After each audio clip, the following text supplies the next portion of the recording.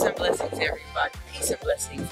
It is Sasha Campbell-Garbutt, your health and personal freedom coach, aka the gangster of transformation.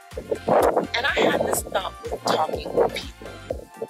I'm talking to a lot of people who are kind of facing a crossroads right now during this quarantine.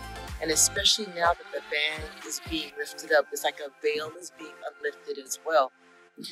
There's a lot of people who are maybe facing troubles in their relationships.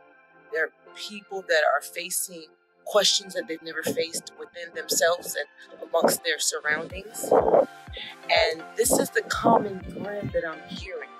They talk about everything they have in the relationship and what they are not wanting to part from. It sounds like, it feels like it's not the person, but the accumulation of things.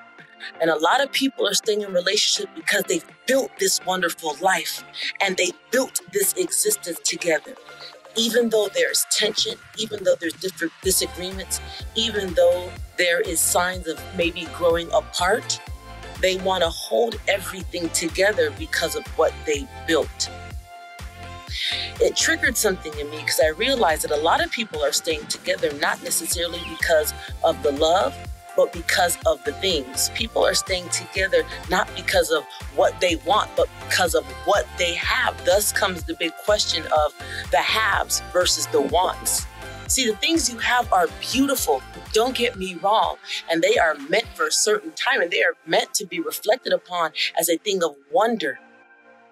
But all things in nature change and all things in life change. I'm not advocating for divorce. I'm not advocating for separation. But what I'm advocating for is to ask yourself, are the things that you're holding on to based on a perceived ideal or outdated ideal versus the things that you want now that look different than the norm?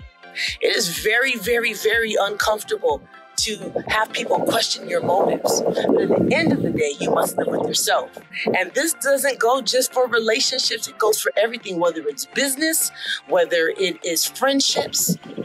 You've built a wonderful thing, but all buildings get abandoned. All buildings get rebuilt.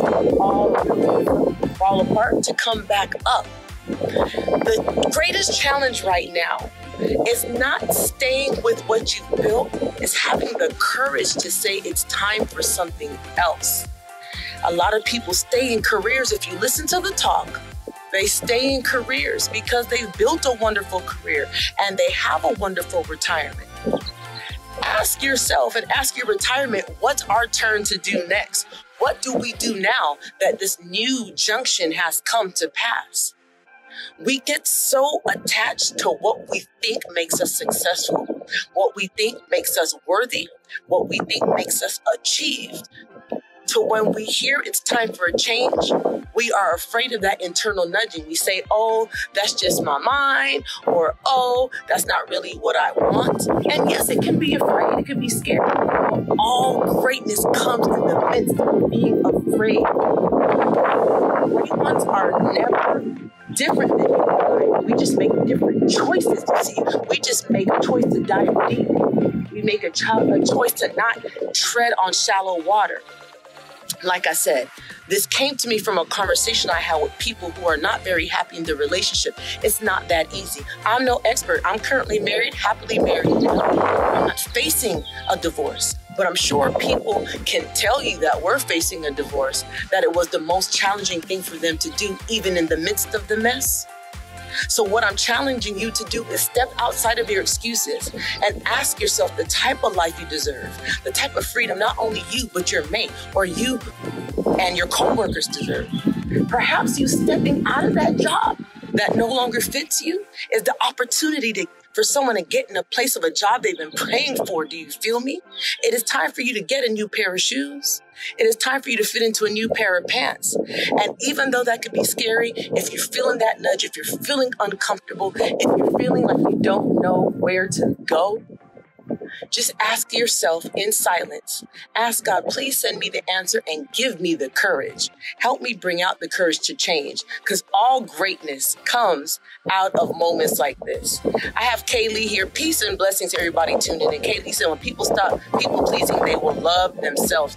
That's the key right there. You are trying to please people that are following someone else's agenda. So you will never fully be happy. The key is to trust yourself enough, trust your path, and stay in tune enough to know that in order for things to change, I must take the first step. Okay? I just wanted to come in and drop you guys a message. Just know that as you were born, so was the solution. Know that your thoughts, your yearnings are not alone.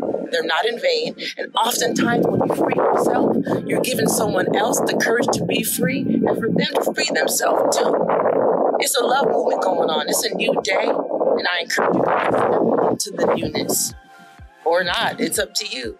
Once again, I'm your health and personal freedom coach. I'm here to help you on any step of your journey. If you need any help, particularly with mild and moderate disease, weight loss, holla at your girl. Gain personal freedom by seeking in yourself. The event says to thy own self be true. And this is the era we in now. So many people are mad at what they're seeing on the news because they feel like this reality is them, and if it changes, they will change. And I'm here to tell you that if you don't change, you will be forced into it. Have mercy. But it's okay. We in this together. 5D, baby. I love each and every one of you guys. Thank you guys for tuning in. If it moves you, share it. If you have any questions, trust the process. You're here on purpose. I love you all. Until next time.